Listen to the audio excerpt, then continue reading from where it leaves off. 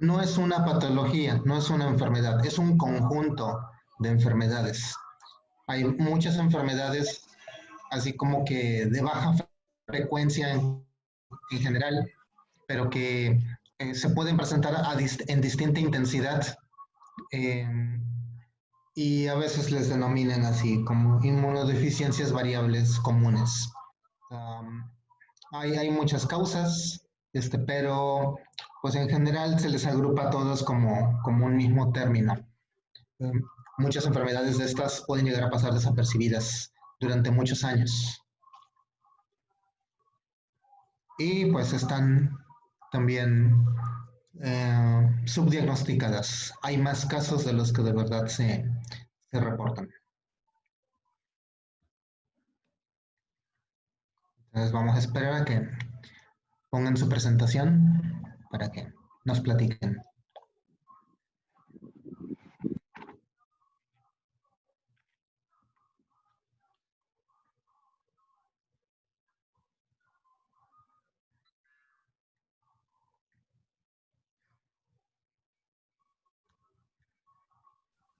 Vamos, doctor, es que estoy teniendo un poquito de problemas con mi computadora y me van a hacer el favor de proyectar.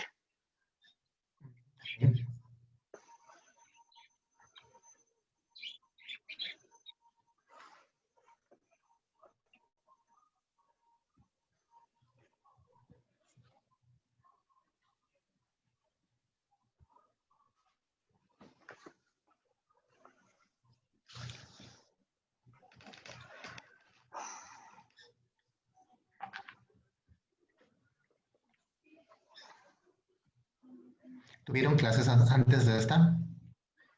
¿Tienen clases antes de inmunología? No, doctor.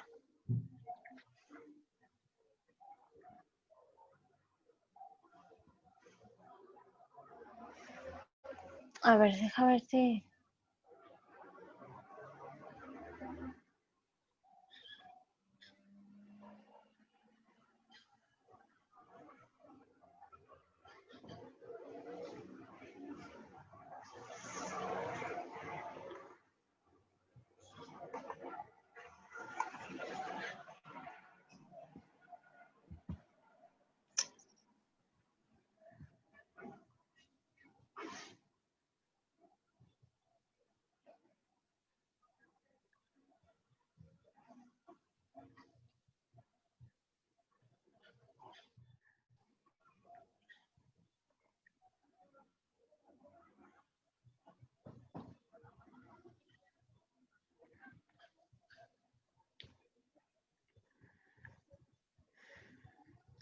¿Listas? Pues Sí, voy, adelante. doctor. Ay, es que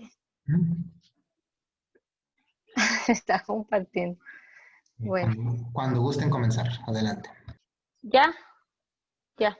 A ver, ¿se escucha? Sí. Sí, Sí, sí se Bueno, escucha. nosotros, como ya había dicho el doctor, vamos a hablar sobre las inmunodeficiencias variables comunes. Esta afecta de forma inestable hacia la respuesta humoral y a la concentración de anticuerpos. Dale a la siguiente.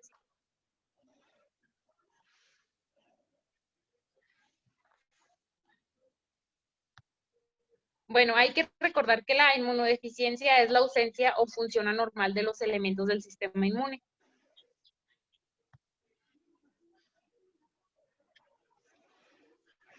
Ahí. Las inmunodeficiencias se clasifican como primarias y secundarias, que las primarias se relacionan como enfermedades intrínsecas, o sea que se expresan por sí mismas de origen genético, y las secundarias adquiridas por diversos patológicos. Pero la inmunodeficiencia variable común es primaria. Es una inmunodeficiencia primaria que puede presentarse con múltiples fenotipos clínicos o características visibles que se caracteriza por la disminución de los anticuerpos llamados hipogamaglobulinemia. El defecto está localizado en la fase terminal de la maduración del linfocito B, afectando la producción de anticuerpos producidos por las células plasmáticas o por las inmunoglobulinas A, M y G. Dentro de las manifestaciones clínicas están las infecciones recurrentes, severas, autoinmunidad, manifestaciones gastrointestinales y un mayor de riesgo de desarrollar neoplasias. La que sigue, Cintia, por favor. Su incidencia se calcula de uno cada 50,000 de cada 50,000 nacidos vivos. Solo el 10% de los casos se ha detectado alguna mutación, en el resto de los casos se han descrito como esporádicos. Las infecciones son más frecuentes a nivel respiratorio. La que sigue, por favor.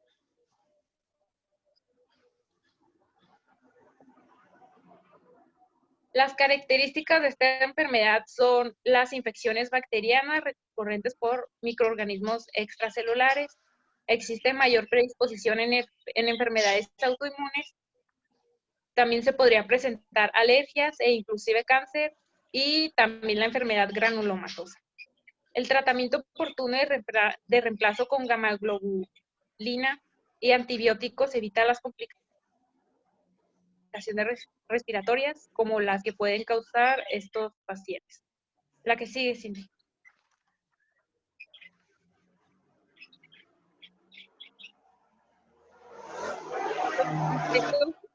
Históricos.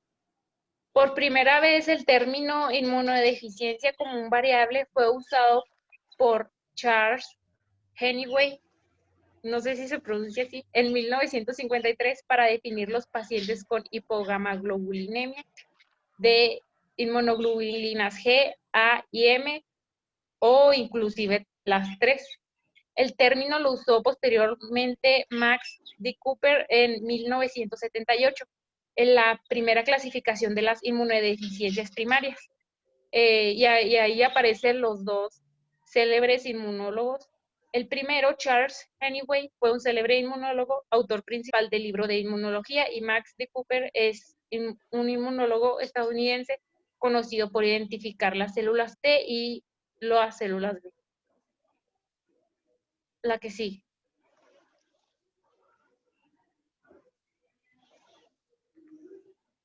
En los datos epidemiológicos, la incidencia de esta enfermedad se ha calculado alrededor de 1 entre 25 y 1 entre 75,000 nacidos vivos. Bueno, es 1 entre 25,000. No existe predominio de género, puede ser hombre o mujer. Se han descrito 2 picos de inicio de la enfermedad, ya sea de 1 a 5 años o de 16 a 20 años de edad. La que sigue, Cintia. Existe una mayor predisposición en la raza caucásica, que es de un 50 a un 70%. En un segundo lugar se encuentran los mestizos con un 20% y en tercer lugar los afroamericanos con un 2% de tener probabilidad de adquirir esta enfermedad. La edad de diagnóstico oscila entre 7 meses y 15 años y la edad media es entre los 7 años. Su supervivencia es del 60% a 5 años. Dale, Cintia.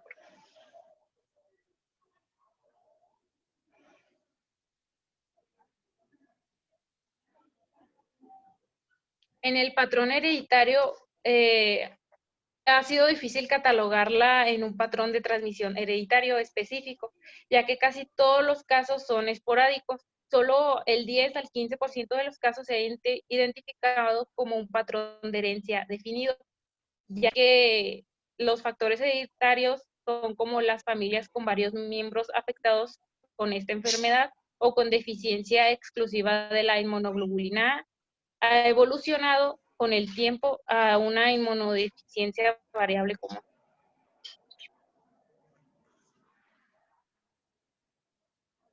La siguiente. En la mayoría de los casos no se conoce su etiología. Va a existir bueno, en la mayoría de los pacientes, el número normal de linfocitos B es normal, pero estos no van a pasar por el proceso normal de maduración en células plasmáticas, que son las que van a ser capaces de producir los diferentes tipos de inmunoglobulinas y anticuerpos. En el segundo grupo va a haber pacientes que les van a faltar los linfocitos T, y pues estos son necesarios para que exista una respuesta normal a los anticuerpos. Y en el tercer grupo de pacientes, la cantidad excesiva de linfocitos T van a ser citotóxicos.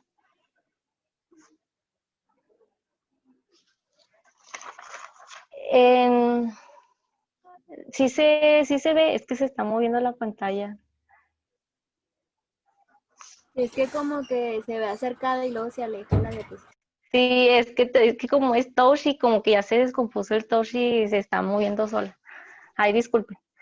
Bueno, en la fisiopatogenia hay un antecedente familiar de inmunodeficiencia, o también puede haber un antecedente familiar de inmunodeficiencia selectiva, que va a ser la IgA, de monoglobulina A. Se va a presentar en el 20 o 25% en herencia autosómica dominante o recesiva, y la mayoría de estos casos van a ser esporádicos. También van a existir mutaciones en diversos genes en un 10% de los casos. Vamos a tener una alteración funcional de los linfocitos B, y en esta va a presentar cambio de isotipo de monoglobulina G y de monoglobulina A, y diferenciación terminal de las células plasmáticas. También va a haber disminución de los linfocitos B de memoria y un aumento en apoptosis. Y va a haber una disminución normal de las subpoblaciones de linfocitos B. Y se está moviendo. Permítame tantito.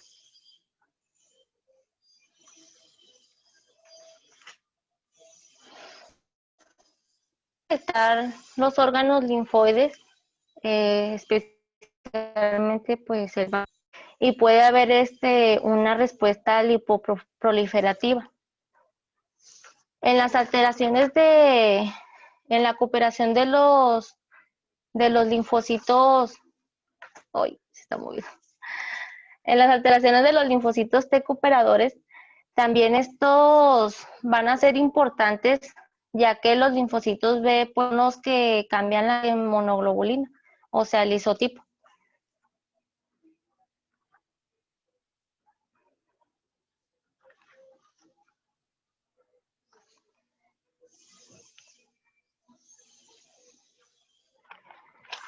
En las manifestaciones clínicas, pues normalmente si hay si no hay una deficiencia de los linfocitos B y una disminución de las concentraciones de monoglobulina G, pues obvio habrá una susceptibilidad de infecciones bacterianas, sobre todo a nivel respiratorio, que son las más comunes, y en las infecciones gastrointestinales, ya que estas son las primeras vías de entrada. En las infecciones respiratorias va a haber un 86%, va a ser debido a bacterias encapsuladas. En las neumonías va a ser en un 85%, en la sinusitis un 66%, en la otitis media un 63%, y por diferentes causales, como los podemos estar observando, es Streptococcus pneumoniae, Haemophilus influenzae y Mycoplasma, etc.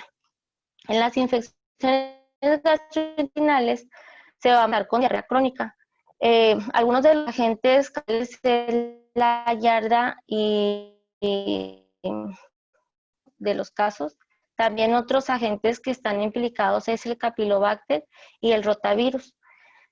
También puede haber mala absorción intestinal, enfermedad inflamatoria intestinal y el sprue celíaco. También en las manifestaciones clínicas vamos a tener enfermedades autoinmunes que se van a presentar de 15 a 30%, principalmente la púrpura trombocitopénica, la anemia, artritis reumatoide, el lupus eritomatoso, el síndrome de Sjögren, y puede haber también hiper o hipotiroidismo, y anemia perniciosa. También vamos a tener enfermedades alérgicas como la rinitis alérgica, asma y el eczema. Y cuando normalmente presentemos granulomas, pues hay que relacionarlo principalmente con este tipo de inmunodeficiencias. Los granulomas que se van a presentar aquí van a ser parecidos a los de la sarcopenia. Y pues de 200 pacientes van a ser los que van a estar más expuestos a padecer cáncer debido a estas inmunodeficiencias. Principalmente los linfocitos B lo que van a hacer es formar los linfomas y los síndromes linfoproliferativos. Y pues ya contando lo que son cáncer de mama, próstata, ovario, piel, etcétera.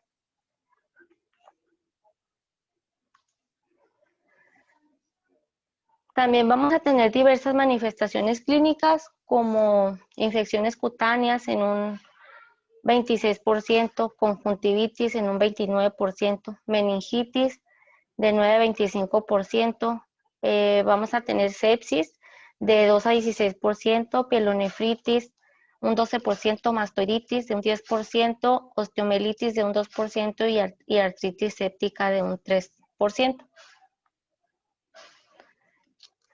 En las manifestaciones clínicas también vamos a tener infecciones virales, aunque van a ser un poco frecuentes. Pero la más común es la hepatitis C. Y también vamos a tener lo que son enfermedades oportunistas, pero ya estas van a ser muy raras. O sea que si tenemos alguna enfermedad oportunista con bacterias muy, muy raras, pues tenemos que descartar o pensar principalmente en una inmunodeficiencia común variable.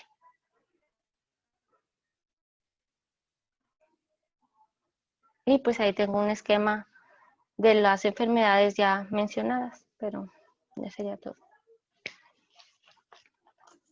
Ya. Bueno, ¿sí me escucho? Sí. Sí, En el diagnóstico, pues se van a realizar análisis de sangre para medir concentraciones de inmunoglobulinas y para determinar hasta qué punto el cuerpo produce adecuadamente inmunoglobulinas en respuesta a las vacunas.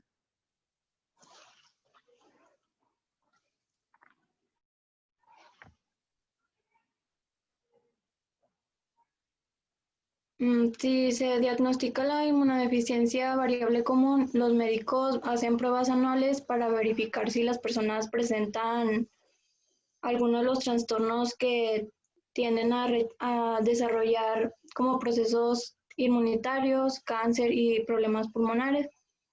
Las pruebas pueden incluir también análisis de sangre, espirometría y pruebas de diagnóstico como la tomografía.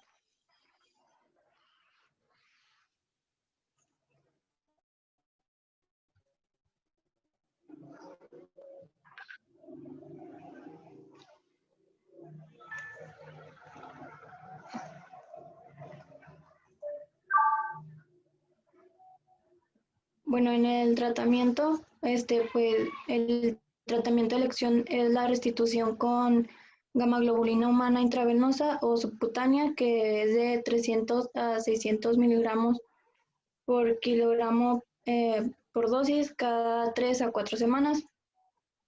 La terapia con gamaglobulina en pacientes con inmunodeficiencia variable común va a disminuir significativamente la incidencia de neumonías, admisiones hospitalarias por infecciones y va a prevenir la enfermedad pulmonar crónica.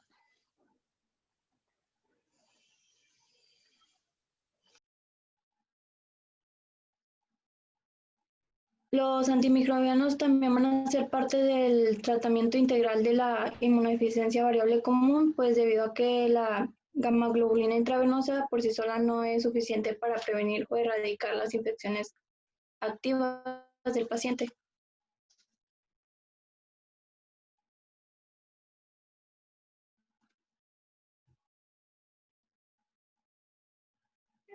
Pues en el pronóstico, pues por la reposición de gamma globulina combinada con antibióticos va a mejorar en gran medida la perspectiva de los pacientes y también va a depender de cuánto daño ha ocurrido en los pulmones u otros órganos antes de ser diagnosticados o tratados con la terapia de gamma globulina y con qué éxito se podrá prevenir las infecciones en un futuro usando la terapia y antibióticos.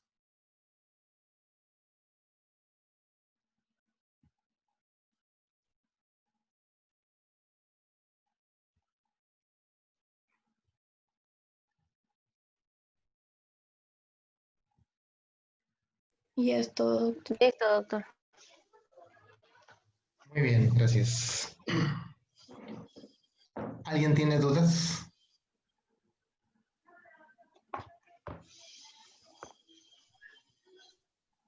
Todo está claro. Ya saben identificar pacientes con inmunodeficiencia variable común. Doctor, Carolina se tuvo que salir porque le pasó una emergencia y se tuvo que salir, es la que expuso primero. Ujú. Sí. Entonces, llega a su consulta una señora con un niño de 1 año de edad y refieren que ya ha estado internado en 3 ocasiones por neumonía, que sí sale del hospital porque le dan antibióticos, pero se enferma seguido. Y tiene la piel muy delicada, porque dice la señora que trae ronchas. Si ustedes lo exploran y efectivamente muestran allí una dermatitis eczematosa. ¿Cómo pensarían, cómo llegarían a un diagnóstico de inmunodeficiencia variable común? Con un cuadro así. Varón de 1 año, con dermatitis eczematosa, con neumonías de repetición, que ceden con los antibióticos. ¿Cómo pensar eso y no pensar otra de las tantas cosas ahí que han comentado en los demás equipos?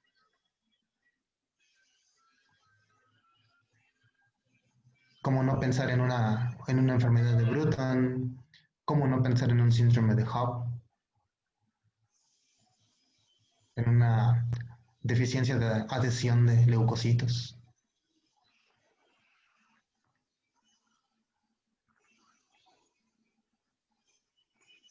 ¿Qué harían?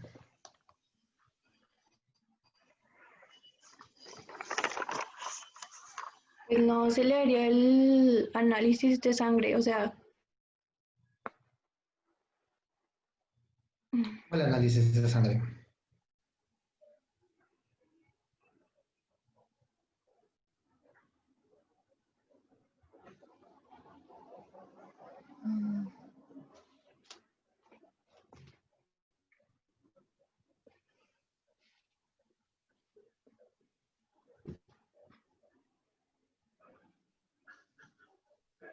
¿Qué le piden a su paciente?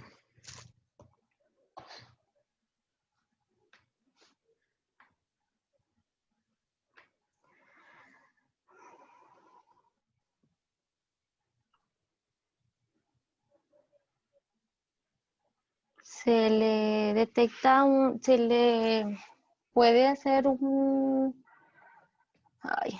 muestra, una toma de monoglobulinas para Okay. detectar. Un perfil de inmunoglobulinas para medirle de las inmunoglobulinas que te ofrezca el laboratorio. ¿Y qué esperarías encontrar? ¿Qué esperarían encontrar ustedes dos? que tenga un bajo nivel ¿Con nivel de qué? de Anticuerpos. anticuerpos. ¿Globulinas, anticuerpos? ¿De todos?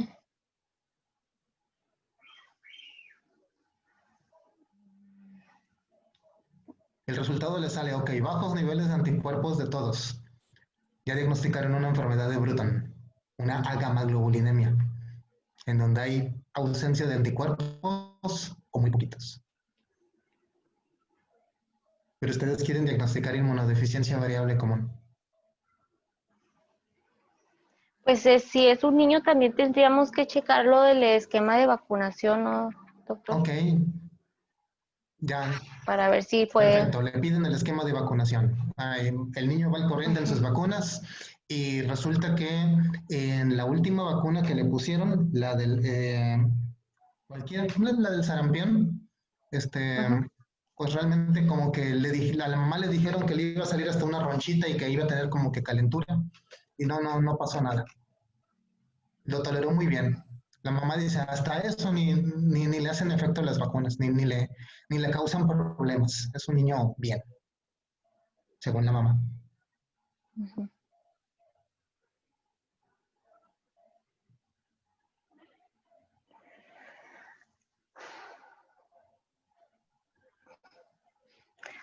Pues no sé, o sea, podríamos medir el número de los linfocitos. Ok, ¿y qué esperarías encontrar midiéndolo, el número de los linfocitos? Es caro medir el número de linfocitos. Más si quieres un diferencial de linfocitos B y linfocitos T. Te sale más barato una tomografía. Mm, Porque los linfocitos requieren una tecnología que se llama citología de flujo, que ya es muy popular en muchos laboratorios, pero sigue teniendo su costo. Pues sí, sería muy caro. Pero en este caso, pues Supongamos sí que se... ok, Bueno, no... adelante, lo hace. ¿Mande? Supongamos que lo hace. No, pero por ejemplo, se haría esto para estudiar el funcionamiento de estos y así poder proporcionarle un buen tratamiento, ¿no? No, pero pues es que no todas las personas tienen para hacerse. Pero aparte, nos estamos preguntando así como que para el tratamiento, ni siquiera sabes qué cosa es lo que tiene y como para estar pensando en que ya lo vas a tratar. Y esto que les estoy preguntando es una pregunta real de las familias. Cuando ustedes le dicen, señora o señor, necesitamos hacer este estudio, en la actualidad las familias dicen, ok, doctor, ¿para qué va a servir ese estudio?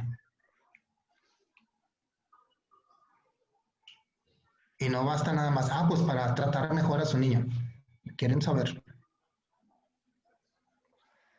Bueno, por ejemplo, me imagino yo que tratándose de o sea, nosotros sospecharíamos de una enfermedad, entonces así mandaríamos a hacer, no sé, un cultivo o algo así como que referente a lo que nosotros tenemos sospecha y ya debido a ese cultivo ya podríamos ver Ok, ese es un que muy nos va buen en ejemplo. camino.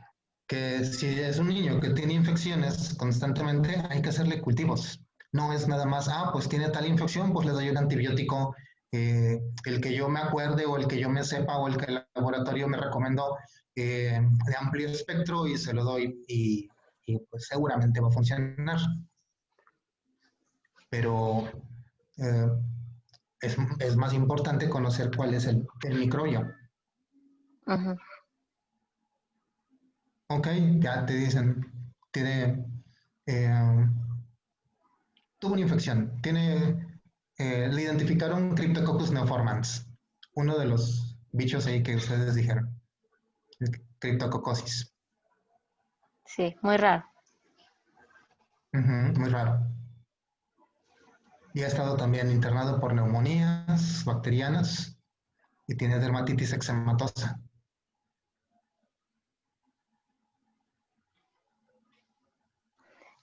Piensas Entonces ya es, inmunodeficiencia variable común.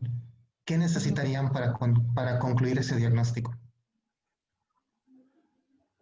Porque si piden las inmunoglobulinas y salen ausentes y ya con esos datos, es una enfermedad de Bruton, tiene ausencia de inmunoglobulinas. Si tiene dermatitis eczematosa, independientemente, y tiene neumonías, y le miden el perfil de inmunoglobulinas y salen todas bajas, pero la IgE sale normal o sale alta, bueno, tal vez no tiene neumonía, tal vez es un neumatocele lo que hay que investigar y quizás están delante de una enfermedad de Hoff.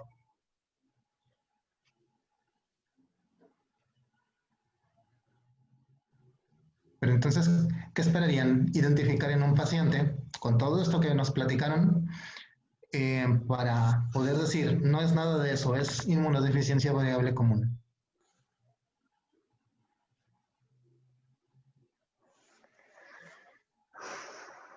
Bueno, pues esperaríamos encontrar mediante los exámenes si los linfocitos van a producir anticuerpos o no, los linfocitos B. En las otras también van a encontrar lo mismo.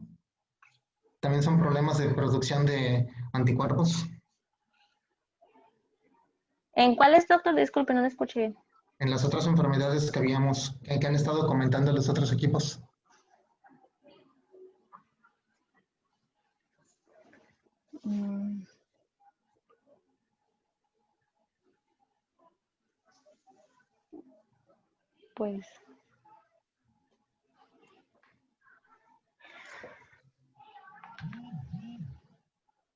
Pues no en todas, pero sí, ¿no? Porque se supone que si hay una deficiencia de monoglobulinas, pues va a haber más que se contraiga una infección o una enfermedad. Pero ¿cuáles son las inmunoglobulinas entonces que estarían comprometidas? La M y la G. Sería ¿no? la M y la G, ¿no? la M y la G. La A. Ah, también. Sí. Todas esas, entonces. O nada más una de esas. M y G. No, primero sería la G y la A. Yo tengo entendido que es la G y la A. Yo también, no, yo digo que es la M y la G. Y de esta enfermedad se investigaron que la G, hay 3 tipos de G y la A, hay 2 tipos de A.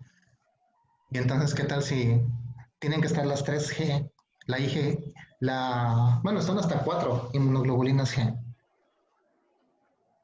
La IgG1, IgG2, IgG3, ¿todas estarían afectadas o solo algunas? No, solo algunas, pero yo digo que principalmente la selectiva sería la IgA. ¿La 1 o la 2? Ay, no, doctor, bueno, sí. Es inmunodeficiencia, ok, pero es variable. O sea, afecta de formas diferentes, tiene cuadros clínicos distintos o espectros clínicos distintos. Y es común, esto es bastante frecuente. Si comparamos con el 1 en 1.000.000 del síndrome de Hoff contra estas, contra la inmunodeficiencia variable común, son muchísimos casos los de inmunodeficiencia variable común. Y su nombre lo dice, y se los comenté en un principio, antes de que comenzaran ustedes a exponer. Es un conjunto de enfermedades que todas se agrupan en este término de inmunodeficiencia variable común.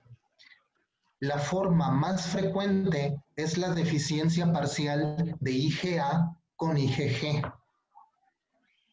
Entonces, los niños tienen una buena inmunidad, pero está disminuida. Las enfermedades duran más o requieren una dosis más alta de antibióticos. Puede pasar desapercibida. Lo que les comentaba la otra clase, como son los niños enfermizos. No es normal ser enfermizo.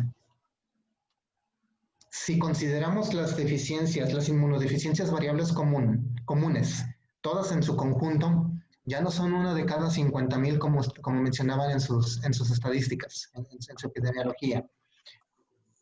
Es tan común la deficiencia parcial de IgA, la solita de IgA, IgA, IgG, es tan común que se presenta con una frecuencia de 1 de cada 250 nacimientos a 1 de cada 400 nacimientos.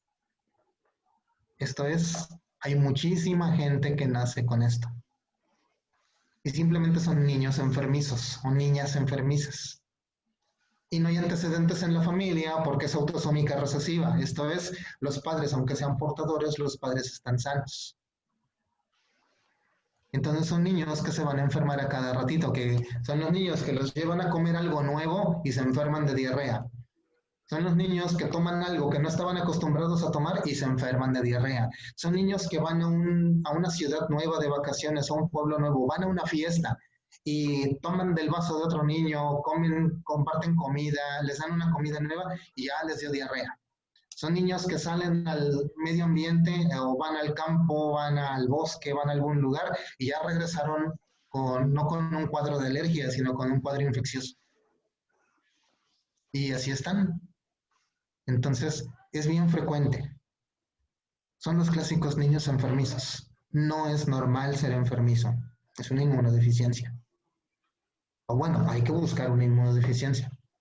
Vamos a pedir que llegó con las neumonías de repetición, que llegó con la dermatitis ahí, que el niño es de piel delicada, que la mamá duda de que sea una dermatitis, que ella nada más piensa que se irrita mucho o que tiene un niño con una piel delicada. Y pues simplemente ustedes piden el perfil de inmunoglobulinas y resulta que en etapas de enfermedad el niño no eleva sus inmunoglobulinas. O incluso algunas están disminuidas, pero no están ausentes. Si estuvieran ausentes tendríamos una agamaglobulinemia. Vamos a ver el niño que pareciera que tiene un cuadro como que alérgico, pero no eleva las IgE. No podemos ni siquiera confundir con una enfermedad de Hoff, porque en la enfermedad de Hoff tenemos que tener niveles bastante altos de inmunoglobulina E. No podemos confundir con otras enfermedades en donde suelen estar disminuidas todas las inmunoglobulinas, pero la IgM suele estar normal o suele elevarse. Entonces, es bastante frecuente, pero no se diagnostica. Simplemente a veces es un muy buen paciente, es un muy buen cliente tener un niño así, porque constantemente va a estar llegando conmigo a la consulta. Y si yo no sé de lo que lo que estoy observando, si yo no sé lo que tengo delante de mí, pues voy a darle antibióticos y la mamá mía, que bueno, es el doctor, que le da muchas medicinas y se cura a mi hijo, pero mi hijo salió muy delicado y hay que estarlo llevando seguido con el doctor. Y el doctor me da vitaminas para mi niño, porque seguramente tiene bajas las defensas y entonces se va a curar con vitaminas. Porque por alguna razón la gente cree que las vitaminas son necesarias para mejorar. Entonces, esa es la inmunodeficiencia. Y puede ser, y como es variable, puede ser deficiencia aislada, parcial de IgA, aislada, parcial de IgG, mixta, parcial de IgA, IgG, IgA, IgM, IgG, IgM, las tres juntas. Puede ser transitoria.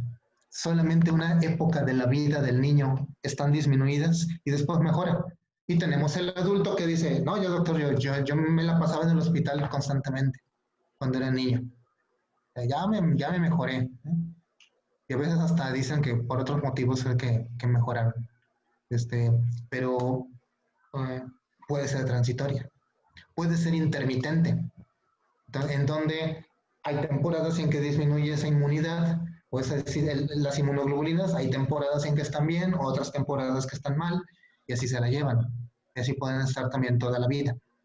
En donde hay veces que hay veces que les pega más fuerte una enfermedad y hay veces que no, y ellos consideran que es la misma enfermedad. Entonces, ¿por qué es tan variable el espectro clínico? Porque hay un montón de genes que podrían estar afectados, todos esos que señalaban ustedes, que pueden afectar a alguno de los distintos pasos de la maduración de los linfocitos B, o de la activación del linfocito T, o de las señales del cambio de isotipo, del cambio de cadena de los linfocitos, B, que no afecta completamente a todo el espectro, como en la enfermedad de Bruton, sino que nada más afecta algunas de las proteínas para algunos tipos de inmunoglobulinas. Pero como es tan mínimo, no está la abolición total de la producción de las inmunoglobulinas, solamente de algunas. Es bastante frecuente, pero está subdiagnosticada. Hay más casos de los que de verdad se reportan y quedan así nada más como personas enfermizas. como gente delicada de salud, que así lo señalan. Entonces, por eso es importante conocer la inmunodeficiencia variable común. No es una enfermedad, es un conjunto de enfermedades que se presentan de esta manera. El tratamiento va a ser variado, pues dependiendo, ahora sí que la expresión clínica que le toque ver a cada uno de ustedes. Cualquiera de ustedes puede tener en una consulta un niño enfermizo, pero uno con más susceptibilidad a parásitos y otro con más susceptibilidad a infecciones cutáneas y otro con más susceptibilidad a sinusitis y otitis. Entonces puede ser distinto. Y las inmunoglobulinas son importantes. Por eso, que se les quede niño que vean que está constantemente enfermo, antes de darle antibióticos, identifiquen qué microbios son. Eso les puede ayudar a orientar muchas cosas. Y mídanle las inmunoglobulinas. Eso va a ser importante. Al menos que sale todo normal, bueno, al menos dejan un precedente para que después otros médicos o otros especialistas puedan identificar más cosas. Entonces, no necesitan estrictamente del inmunólogo para tratar algo que es tan común. Entonces, pues, eso es lo que podríamos comentar. ¿Algo más que vayan ustedes a decir? No, No, doctor. ya sería todo. ¿Alguna otra duda por los demás miembros del grupo? No, doctor. No, doctor. No, doctor. ¿No? Pues muy bien, chicas. El equipo que sigue.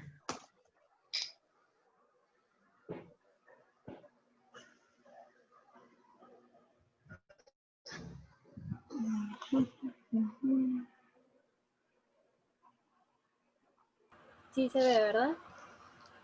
Sí, se ve. Eh, Adelante, les escuchamos. Solo que se ponga en toda la pantalla.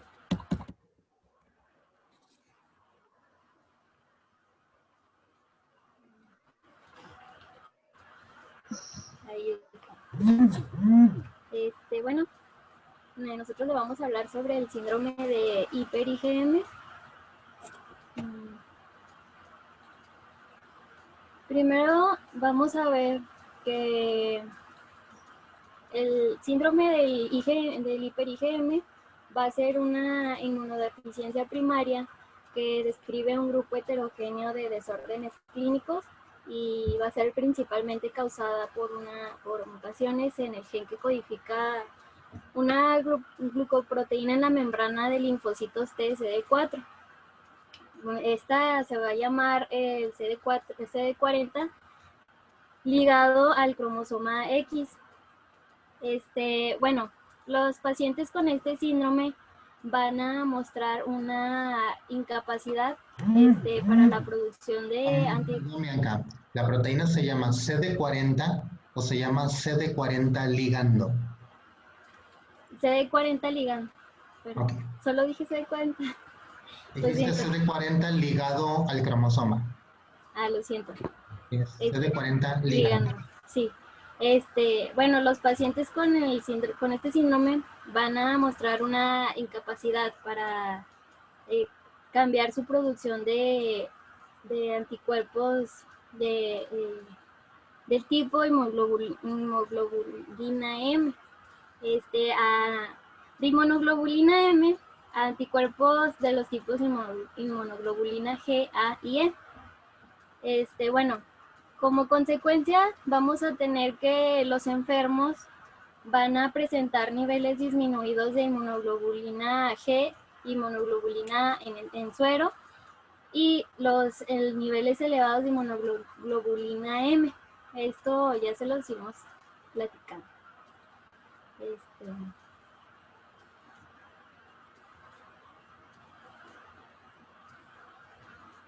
Creo que sigue Adrián. Sí, es Chacho. Bueno, en cuanto a la historia, tenemos que en 1961 hubo 2 casos de niños con infecciones sinopulmonares recurrentes y Dentro de estos dos casos estaba ese y el de autoinmunidad. Tiempo después, muchos años más, el fenotipo clínico se debía a una falla, a un defecto en los linfocitos B, que es como va a hacer que se vaya a ir denominando este síndrome.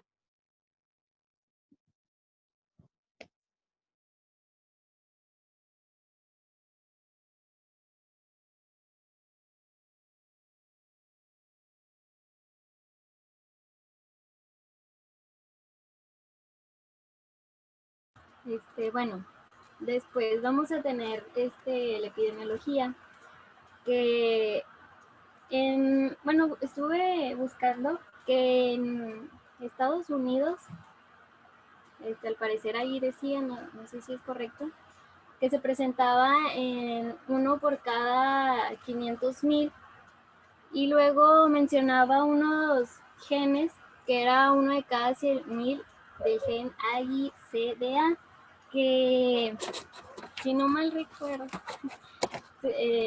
bueno, busqué y creo que era una inmunodeficiencia con hiper-IgM de tipo 2, y 70% de los casos era CD40, ligando, que es el que ahorita le mencionábamos, que era el más común. Y en México tenía una prevalencia estimada de 1 en cada millón. Bueno, en sus características clínicas tenemos que la mayoría de estos pacientes va a ser el síndrome hiper-IgM ligando, y va a estar ligado al cromosoma X. Sí lo dije bien, ¿verdad? Bueno, estos pacientes van a manifestar los síntomas clínicos durante el primer o segundo año de vida, y su problema más común va a ser el aumento a susceptibilidad a infecciones. Las infecciones más comunes que se van a presentar van a ser las infecciones superiores e inferiores del tracto respiratorio. Y los agentes frecuentes serían las bacterias. Bueno, hay una variedad de unos microorganismos a otros, pero pueden provocar sus infecciones graves, como por ejemplo tenemos la neumonía por Pneumocystis carini, y esta va a ser relativamente común durante los primeros meses de vida, y su presencia puede ser puede ser la primera indicación que un niño tiene el síndrome de hiper-IgM. Y las infecciones pulmonares pueden ser también causadas por virus como el citomegalovirus y hongos como el criptococcus. Bianca, Bueno, ¿en dónde encontraste ese nombre de Pneumocystis carini? Bueno, era en un artículo de un doctor que estaba presentando su tesis. ¿De un artículo, de un doctor, de Bueno, algún lugar? es como una tesis que había hecho un doctor para... Hace más de 20 años que ya no se utiliza ese término. ¿Quién sabe cómo se llama ahora el Pneumocystis carini? Incluso lo mencionaron en la plática anterior.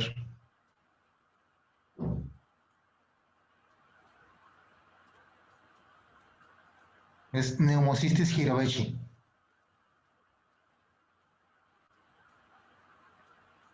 Ya hace mucho tiempo. El carini hace alusión a que es estricto en los canarios, en las aves. Pero no es así. Entonces ya no se utiliza desde hace 2 décadas fácilmente ese término de Pneumocystis carini, para que revisen bien de dónde toman su información. Ok, continuamos. Bueno, en las quejas gastrointestinales, las más comunes van a ser la diarrea y la mala absorción. Que esto se va a presentar en algunos pacientes. Bueno, uno de los principales organismos que van a provocar los síntomas gastrointestinales es por el criptosporidio, que aquí se puede causar una colangitis esclerosante y una enfermedad grave del hígado. Bueno, algunas manifestaciones también van a ser la neutropenia transitoria o persistente. Bueno, venía que la neutropenia todavía era una causa desconocida, pero va a ser común y va a estar asociada a úlceras bucales, proctitis e infecciones de la piel. También vamos a tener el agrandamiento de nódulos linfáticos.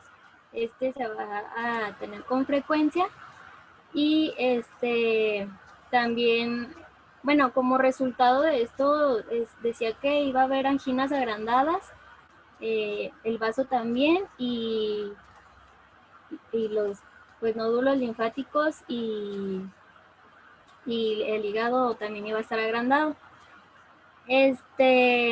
Y los trastornos autoinmunes también iban a ocurrir en estos pacientes y sus manifestaciones podían incluir artritis crónica, reencuentro bajo de plaquetas o trombocitopenia, anemia hemolítica, hipotiroidismo y enfermedad del riñón.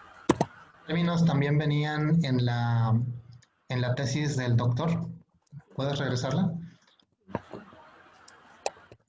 Anginas agrandadas.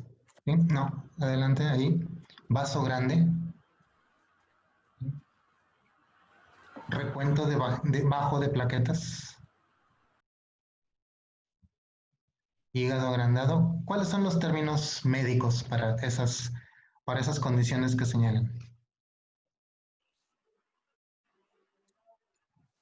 Decimos anginas. ¿Anginas es un término médico?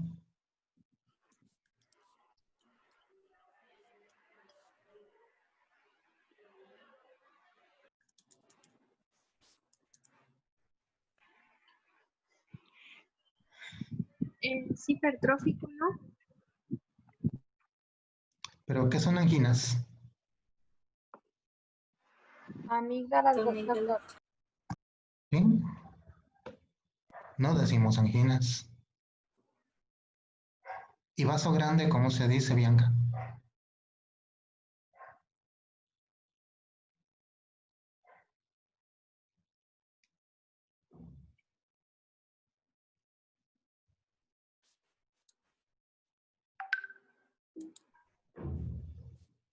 Esplenomegalia. Recuento bajo de plaquetas. Pene.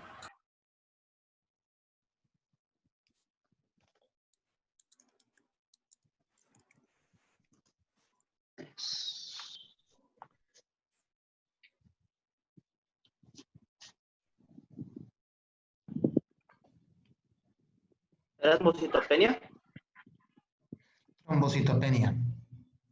Hay algunos que les gusta decir plaquetopenia, pero es trombocitopenia. Es como el recuento bajo de potasio, hay muchos que les gusta decir hipopotasemia, es hipocalemia. Y el término médico para decir de forma genérica enfermedad del riñón, ¿cómo lo dirías? Pudiera ser como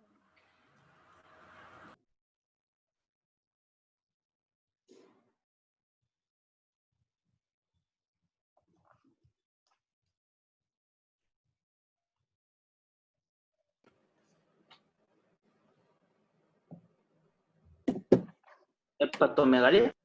¿No es enfermedad renal, doctor? ¿No? Diríamos de forma genérica nefropatía. Bueno, adelante. ¿Qué más?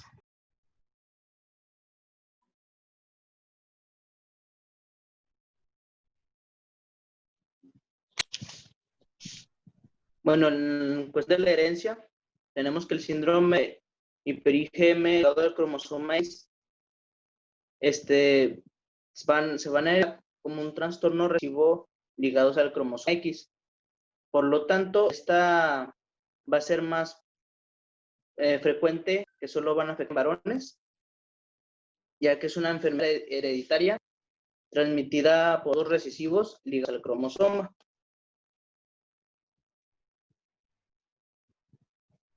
¿Le puedes dar, por favor?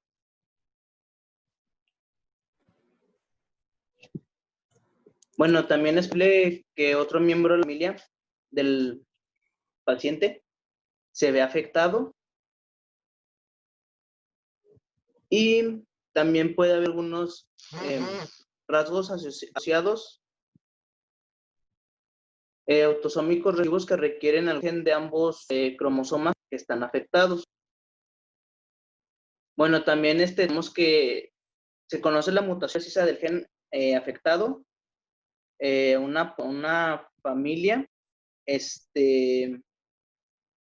y a esa persona se le va a estar dando, se le va a tener que dar, se va a estar estudiando por un diagnóstico de prenatal, y el diagnóstico temprano de este síndrome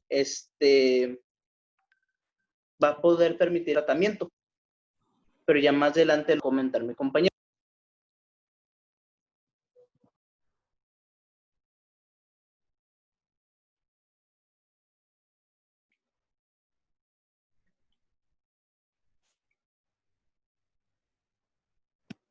Bueno, yo les voy a hablar un poquito sobre la fisiopatología del hipergamaglobulinemia IgM. Bueno, los pacientes con este síndrome está ligado al X, es el más común porque hay uno que es autosómico recesivo, pero tiene una deficiencia ligado al X de una proteína que es el CD40, que se encuentra en la superficie de los linfocitos T, ¿sí? ¿Esto qué quiere decir? Que como consecuencia, esta deficiencia de esta proteína y de sus linfocitos T no pueden ligar, no pueden instruir a los linfocitos B, ¿sí? Para que cambien su producción, ¿qué dice? De gamaglobulinas de IgM a IgG y IgA, ¿sí? Como resultado de esto, los pacientes tienen niveles disminuidos de IgG e IgA, por lo mismo de que no se pueden, no sé, me imagino como, ¿cómo lo puedo decir? O sea, que no se pueden como cambiar a los linfocitos B, como los comenté, y esto hace que el IgM se eleve y por eso crea la hipergamaglobulinemia. Dice que además, ya que el CD40 es importante para otras funciones, que ahorita las vamos a comentar, para qué es importante, los linfocitos T también presentan un defecto en algunas de las funciones de protección. ¿Ibas a comentar algo, Adri? También tenemos, bueno, en el esquema nos muestra el CH3, que va a ser un dominio. Estos van a entrar a célula beta, y junto con los y globulina A y beta, ya dentro de la célula beta van a estar junto con el ITAM. No sé si se alcanza a ver que el ITAM va a ser la activación inmunoreceptor basado en tirosina. Nos va a ayudar dando dentro de la célula beta a que... Ay.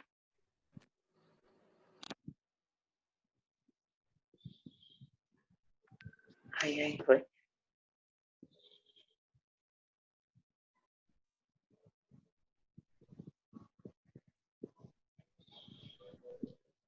Bueno, van a ayudar a estar, que van a estar dentro de la célula beta.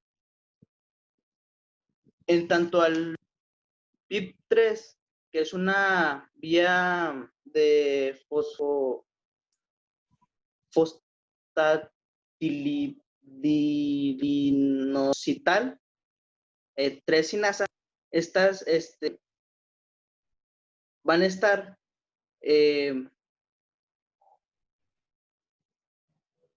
juntos, nos van a dar calcio y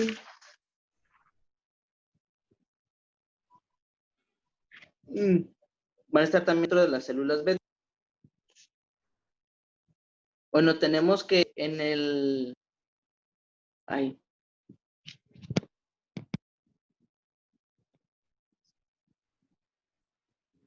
Bianca, se me movió la pantalla. ¿Está en donde mismo, no? Sí, está donde mismo. ¿O le cambias?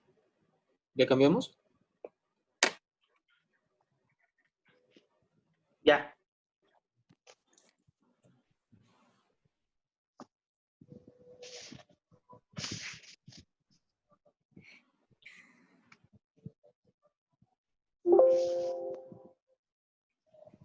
Y... Sebastián, no sé si quieres comentar algo de esta imagen.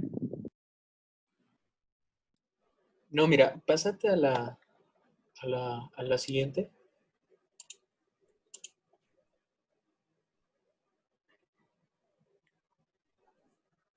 Bueno, antes de comentar esta diapositiva, les iba a hablar un poquito sobre el CD40. Bueno, son niños más que nada. Los niños que tienen este problema, este síndrome, tienen alteraciones del CD40, como lo mencioné, por bacterias que son el Streptococcus pneumoniae, Pseudomonas aeruginosas, hongos, también por parásitos. Perdón, Sebastián. Dígame, Doc. Un momento.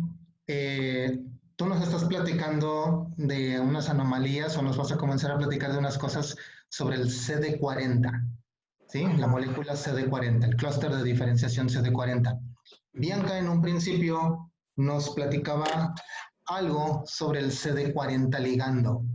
¿Nos están hablando de la misma cosa o nos están hablando de cosas diferentes?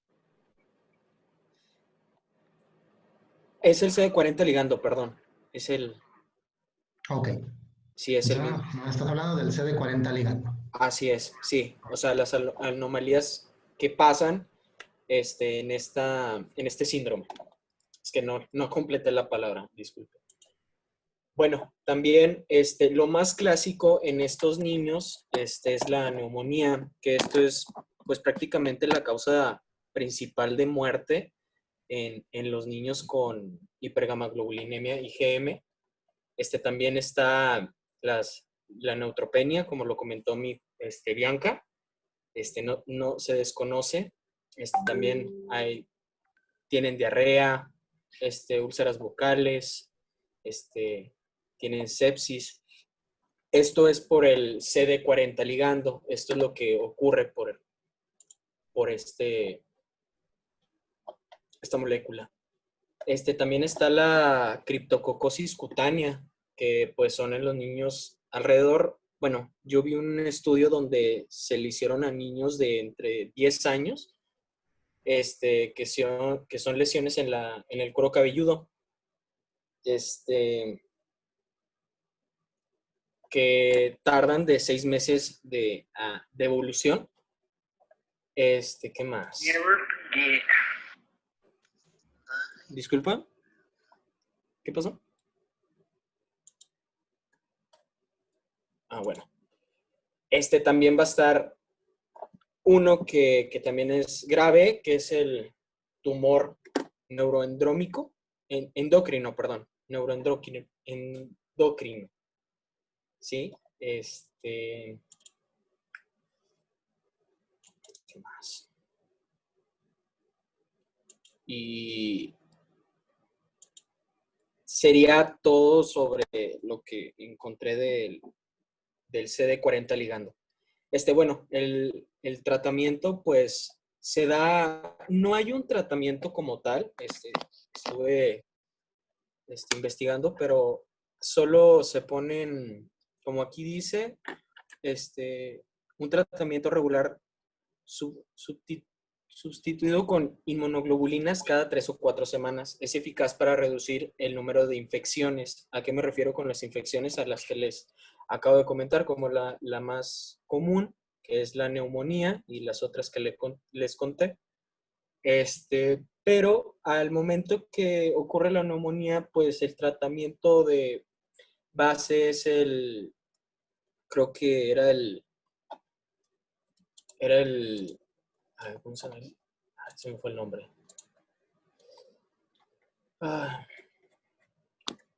Era el trimetoprim, creo.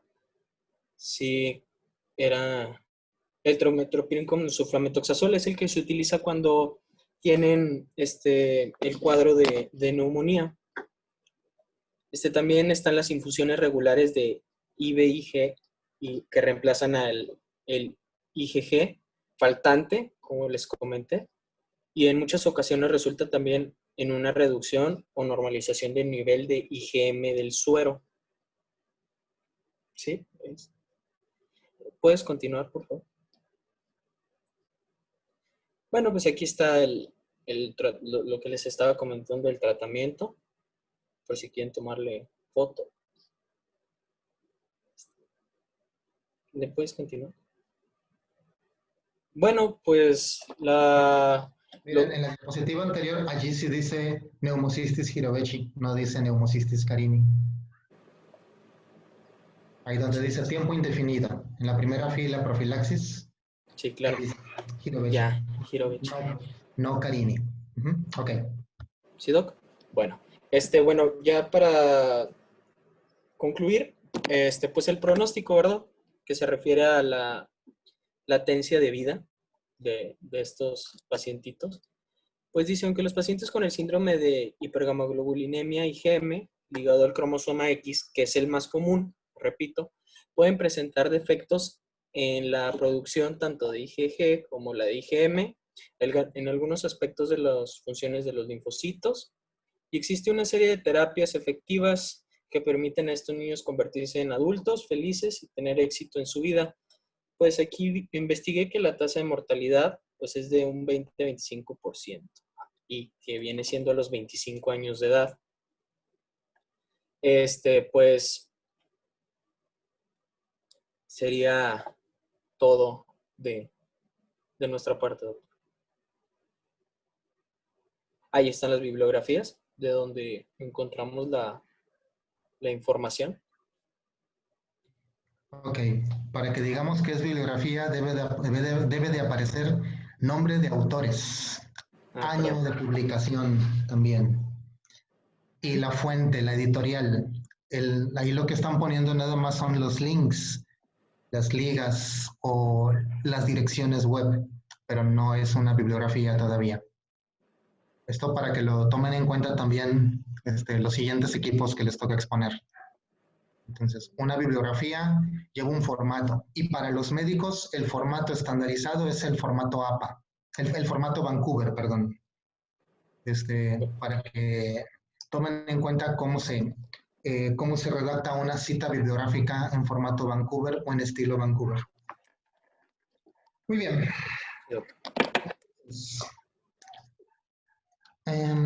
Bueno, y con estos pacientes, ¿y si les cambiamos la médula ósea? Si se les hace un trasplante de médula ósea, ¿no estaría bien? Es una enfermedad genética que afecta el CD40 ligando que lo expresan los linfocitos T.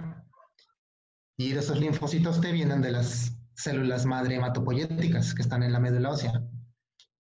Y si hacemos un trasplante de médula en esos pacientes, nueva médula, genética nueva, nuevos linfocitos T, con un CD40 ligando funcional.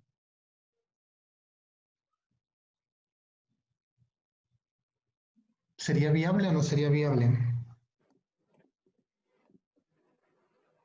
Pues buena pregunta, Doc.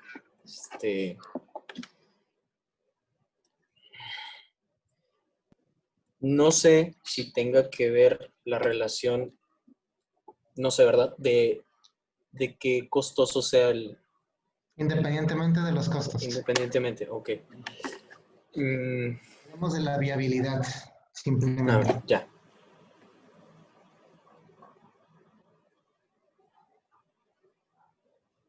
Pues yo creo que su sistema inmune, o sea, ya está adaptado a que, o sea, aunque le cambies la médula ósea, o sea, como que va a volver a hacer el mismo procedimiento. No sé si me explique. O sea, no tendría mucho impacto hacer un trasplante de médula ósea, porque al final de cuentas ya el niño viene así, es digamos que parte de su esencia, pues la propia enfermedad inherente en él. ¿Es lo que estás comentando? A ver, pon tus Pues, diapositivas otra vez. La última diapositiva antes de la bibliografía.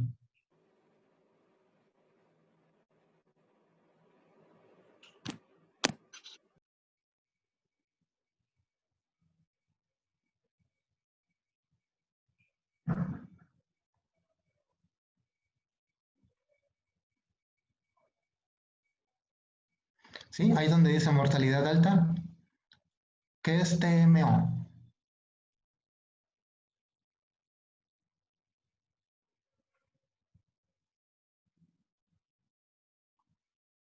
Dice enfermedad hepática, infecciones, TMO. ¿Por qué pusieron esa abreviatura ahí? es tiempo promedio, Doc. Medio. Ajá. O sea, de la vida de una persona. ¿Sí? ¿Y ese de tiempo promedio, cómo sale o de dónde se saca? ¿O cuál es ese tiempo promedio que mencionas?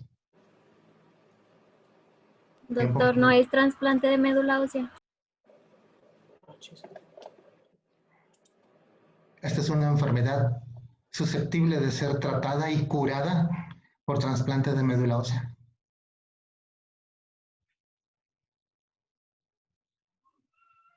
El problema está en los linfocitos. Está bien confinado en los linfocitos T.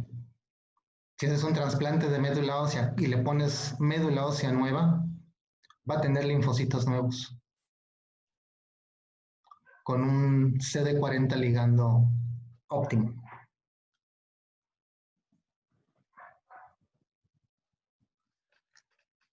Ok, pueden quitar ya las diapositivas.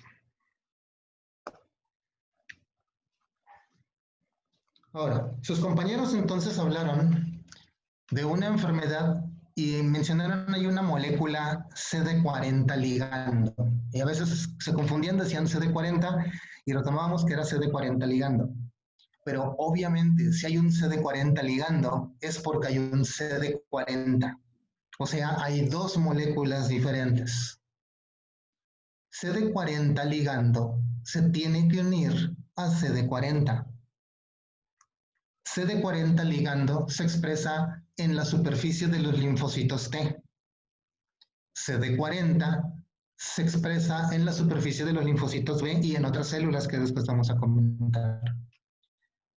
El hecho de que se unan CD40 con CD40 ligando en el linfocito B y del linfocito T respectivamente, permite a que el linfocito T cooperador facilite el cambio de isotipo de los linfocitos B.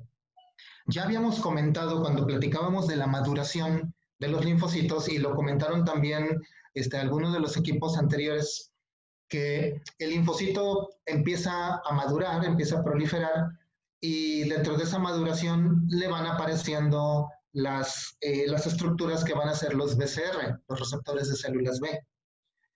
El linfocito B expresa inmunoglobulina D de dedo en la membrana, pero también expresa inmunoglobulina M, pero en la forma monomérica. Hay dos formas de inmunoglobulina M, ya comentamos, una monomérica que se expresa en la membrana, en la superficie del linfocito B, y una pentamérica que anda circulando, que es la sérica.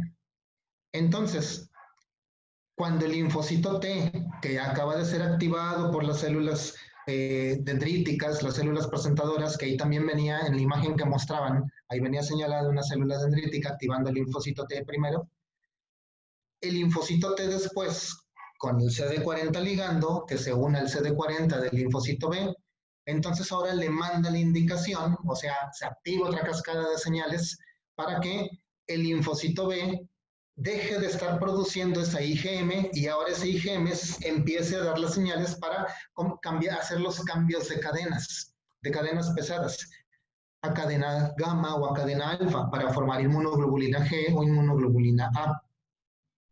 Como no hay esta señal del CD40L con el CD40, entonces el linfocito B solamente produce inmunoglobulina M en su membrana e inmunoglobulina D. Pero como hay una infección y el linfocito B está recibiendo señales de otros lados, entonces el linfocito lo único que hace es producir la que tiene. Y lo que empieza a soltar es inmunoglobulinas M que se juntan en el pentámero y nada más está produciendo IgM. Por eso es que los pacientes ante las infecciones les vamos a poder identificar IgM alta, por eso es hiper-IgM, pero todas las demás podrían estar normales o incluso ausentes o disminuidas. Eso es lo que puede pasar. Y todo esto sucede porque falta el CD40L, que no se une al CD40. Pero podría ser a la inversa, que lo que falte sea el CD40 y que sí esté presente el CD40L. El cuadro clínico sería lo mismo. Nada más que CD40L se expresa de manera o se hereda de manera recesiva ligada al X, solo son varones, pero el CD40 se expresa de forma autosómica recesiva. Va a haber niños y niñas con padres sanos. Entonces, esa es la única diferencia. Y ambas susceptibles de tratarse con trasplante de médula ósea. Por ahí se habla de unas terapias génicas que se están tratando de investigar y siempre dicen que van muy bien y que los resultados son óptimos, pero llevan también casi más de 20 años con esos resultados óptimos, pero no podemos saltar todavía de los ratones hacia animales más grandes con esos resultados. Entonces de eso se trata esta enfermedad, de una sobreproducción de inmunoglobulina M, pero que esta es secundaria a que el linfocito B no recibe el estímulo para hacer el cambio de isotipo, el cambio de inmunoglobulina. Entonces, hay varias formas de hiper-IgM, pero estas serían las dos clásicas, por la pérdida o la mala función del CD40 ligando o la mala función del CD40. ¿Alguna otra pregunta?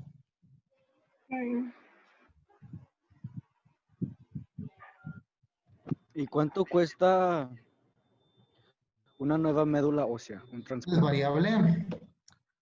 Todo depende del país, de tus posibilidades y más que de tus posibilidades de que tengas un donador. Pero supongamos, vamos a poner el ejemplo. Ustedes por ahí saben que en la familia hay cosas ahí raras, genéticas, y pues no quieren jugárselas, saben que van a tener un bebé, este bebé viene bien, viene sano, y bueno, uno nunca sabe, pero podríamos necesitar células madre. Tomarían como opción conservar el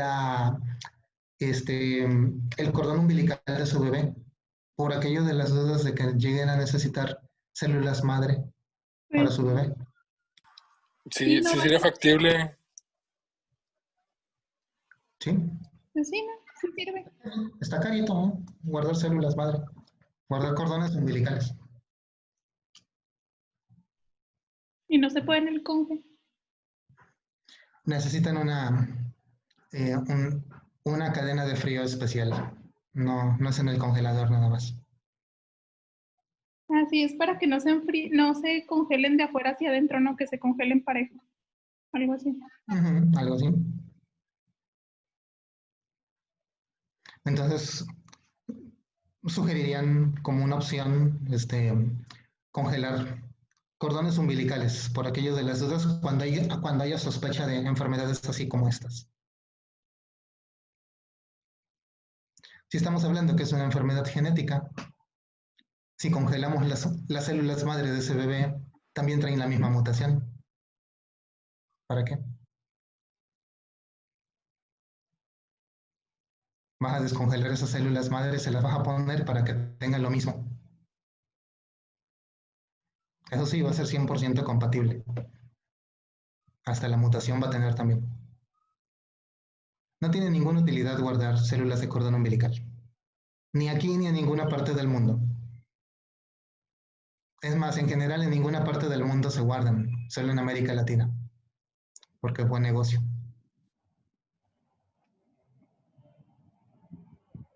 Si necesitáramos células madre para alguna patología, tenemos células madre en nuestra médula ósea. Las podemos extraer cuando queramos. ¿Y hay un problema ético con eso, doctor? Ético sí, pero lo ético no es legal. Y en México no hay un problema legal por hacer eso. Entonces, no tiene ninguna utilidad. Pues es nada. Se lo aseguro. Por Diosito. Porque sí, ya se ha visto que mucha gente hace eso. Y aún así, aunque hubiera el modo para hacerlo, aquí en México no existe ningún solo banco certificado para guardar células madre. No es nada más guardamos el cordón y ahí lo dejamos en una red de frío con nitrógeno, etcétera. Sino que se necesitan hacer pruebas de haplotipos para saber cuáles son las características de ese cordón. Eso no se hace aquí en México. No se hace no porque no exista, sino porque es caro y a los laboratorios realmente no les interesa hacer eso. Al menos a los laboratorios comerciales. Entonces, lo más seguro que va a pasar cuando una persona haya congelado sus células madre de su cordón, de su bebé, y las necesite, las van a sacar, las van a descongelar y les van a decir que al final no son compatibles. Porque eso sí, tienen que firmar un documento en donde les dicen, en donde ustedes están conscientes de que pueden guardarlas, pero quizá no sean compatibles en el futuro. Y no sirvan de nada. Pero mientras están pagando sus 7,500 pesos mensuales por todo el tiempo que ustedes quieren.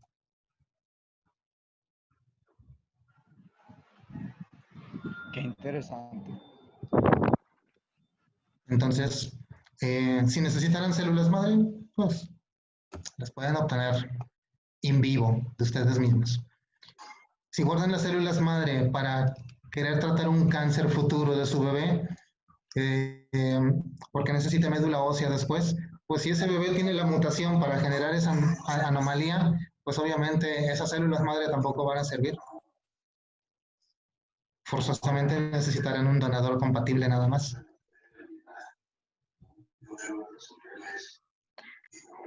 Doctor, y por ejemplo, bueno, no sé si tenga que ver, pero últimamente se ha escuchado de las personas que se comen la placenta y eso.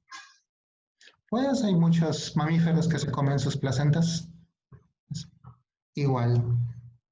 En muchas culturas africanas se las comen, ¿eh? Y recién salidas, ¿eh? Nada de que la deshidratan, la liofilizan y me la dan en cápsulas para que me la lleve a mi casa y me las esté consumiendo. Lo puedes hacer si quieres, no tiene más que ya los propios conceptos ideológicos que tenga cada persona, nada más. Pero no, ni es bueno ni es mala. Ok, no tiene ninguna, no sirve de nada. Por algo, ni te vas a beneficiar de algo, ni te estás perjudicando en algo. Realmente es un tejido, es proteína, como cualquier otra proteína, con susceptibilidad para echarse a perder también. con susceptibilidad para contaminarse si es que no fue procesado con estándares estrictos de calidad. Y pues ya, nada más. Sugeriría que siguieras mejor comiendo carne, más que pensar en comer de tu placenta, pero muchos mamíferos lo hacen. Los perros, las perras lo hacen, las gatas lo hacen. Ok. Ante la necesidad No pensaba hacerlo, doctor, nada más era una pregunta. Yo no he dicho nada, yo solamente comento. Pero explicación no pedida, culpabilidad aceptada. Quizás sí, lo pensaste. Ok. Muy bien. ¿Alguna otra duda? Doc, disculpe. No te sobre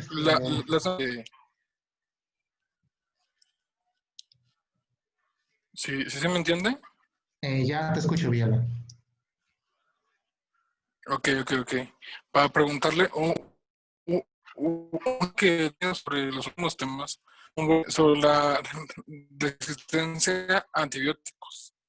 En las enfermedades sí puede darse, por ende que se están infectando. Claro. Y pues lo siguen infectando. Sí, aquí estamos hablando de los problemas inmunológicos. La presencia de enfermedades desde el punto de vista en que algo en tu sistema inmunológico está fallando. Desde el punto de vista de infectología, deberán de ver todas las vías metabólicas de las bacterias que hacen y que permiten la predisposición a la resistencia antibiótica. Y cómo son estas transformaciones que suceden y cómo se heredan. Las bacterias tienen sus propios patrones hereditarios muy interesantes de cómo una beta-lactamasa se puede heredar de un estreptococo, de un coco a otro coco, para que puedan inhibir el anillo amino 6 penicilánico, que es el que prácticamente el que da la fuerza, la efectividad de las penicilinas. Y porque también y cómo también estas mismas beta-lactamasas a veces tienen reacción cruzada con las cefalosporinas, porque el anillo cefalosporínico tiene una estructura muy similar al anillo 6 aminopeniциlánico. Y entonces hay reacción cruzada también, y por eso una persona puede tener resistencia a cefalosporinas como puede tenerla a penicilinas. Y es ahí donde empiezan a entrar las distintas generaciones de antibióticos, a las distintas generaciones de cefalosporinas. Entonces, claro que puede haber una persona que se infecta constantemente o que se infecta de una forma muy intensa y que le dan antibióticos y no se cura, pues bueno, pues también puede haber una resistencia a antibióticos. Pero es muy distinto ver clínicamente una persona que tiene resistencia a antibióticos a que tenga una inmunodeficiencia. En la inmunodeficiencia estamos dando por hecho que el antibiótico te debe de servir. Puede suceder que además de que tengas la inmunodeficiencia, estés siendo contaminado por una bacteria altamente resistente, por ejemplo, una tuberculosis multiresistente. Puede estar drogoresistentes, que nada de lo que le pongas al Mycobacterium tuberculosis le pega, porque ya es una tuberculosis, ya es una micobacteria bastante toreada, bastante expuesta a otros tipos de fármacos, y ni la isoniazida, ni la streptomicina, ni el detambutol, ni ninguno de los fármacos, ni las combinaciones de estos ya les funcionan. Y aún así la sigan, pues la enfermedad va a seguir avanzando. Y ahí da igual que tengas un sistema inmune óptimo. La micobacteria va a continuar avanzando y como un cáncer, o sea, va a terminar pues ahora sí que comprometiendo la vida de la persona. Entonces, ¿y es verdad que 1 en 3 personas tienen tuberculosis, doctor? ¿Perdón? ¿Es verdad que qué? ¿Es verdad que 1 en 3 personas tiene tuberculosis? 1 en 3 personas tiene tuberculosis, no. 1 de cada 3 personas, al menos aquí en México, hasta el 30% de las personas han o hemos estado en contacto con la tuberculosis. Si nos hacen una prueba de Mantú, una prueba de PPD, va a salir positiva en algún grado, porque es muy común. Varían los estados también, hay estados con mayor predisposición y otros que no. Más común en el sur del país que acá en el norte. Aquí en el norte, específicamente en esta región, Durango, Coahuila, Chihuahua, Sonora, son más comunes las micosis. Y las micosis extrañas por la presencia de las tolvaneras que pueden mover microorganismos y esporas de los ambientes desérticos hacia las urbes, hacia las ciudades. En donde, si estás inmunocomprometido, estás padeciendo alguna otra cosa, tienes algo que esté comprometiendo tu sistema inmunológico, pues bueno, es más fácil que puedas presentar algo así, una coccidioidomicosis, una paracoccidioidomicosis, una criptococosis, una esporotricosis o alguna otra de estas cosas ahí raras que puede haber.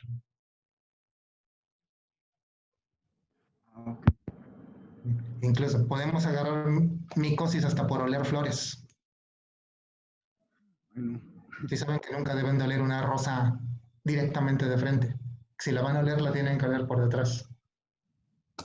No sabía. Por el hecho de que las rosas y que prácticamente cualquier flor que despida polen suele tener Sporotrix kenki. Y la esporotricosis puede llegar a anidar en el cartílago nasal y lo destruye. Entonces, es un hongo deformante. ¿Cómo dijo que se llama, doctor? Sporotrix kenki. Sí, seguro lo vieron en microbiología. Es cuestión ahí nomás de que revisen sus apuntes mentales. Muy bien, nos quedan 25 minutos. ¿Quiere presentar el siguiente equipo o el martes? El martes para completarlo bien, doctor. Perfecto, entonces el martes habrá preguntas más sofisticadas que estén a la altura de la presentación que van a preparar. Muy bien, pues nos vemos entonces. Nos vemos, chicos. Enciendan su cámara para que salgan en la captura.